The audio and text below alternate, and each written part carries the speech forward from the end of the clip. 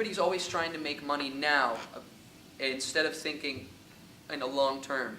MySpace used to have their songs up and you could download them for free, and now you can't. Now you have to go to their shop and buy it because they realized, hey, we can make a lot of money now. And that's the whole thing about that is that I think that in the long run, we're not trying to make money now. We're just trying to bind an audience to our music. And then maybe 5 years from now, we'll be playing those shows and we'll have a few hundred people every night, and we'll be selling them that old CD because they really liked it, and now they'll take it. So that's sort of the thought behind it is find your niche, find your audience, and then we'll continue on. Just in that first week and a half or something, we had 21,000 or some ridiculous amount of downloads, and I think that really sort of kick-started the release. I mean, the record hasn't officially been released in stores, but that's how the physical copy of the CD is not going to be out for another month. But that's how it happened, and then people just started running with it. We didn't want to just play Holland, we wanted to play everywhere. Same with the music and giving it out for free on the internet. Because we just hope to be out there across the world and just travel and play, and whoever wants to hear the music. It seems like our music is more popular in some other countries than it is in Holland. She showed me the cabin. I was like, wow, this place would be really just such a good place to go and record a record in, because it's pretty secluded, and it's up in a really beautiful area, and it's very quiet.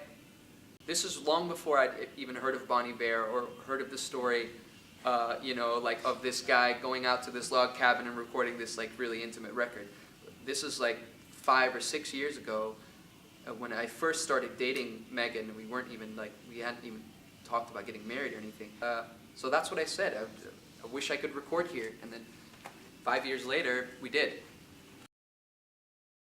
I like a lot of really descriptive writing, and nature is just a really nice way to use images that are difficult and kind of abstract to sort of make them more concrete without revealing too much of what you're actually trying to say.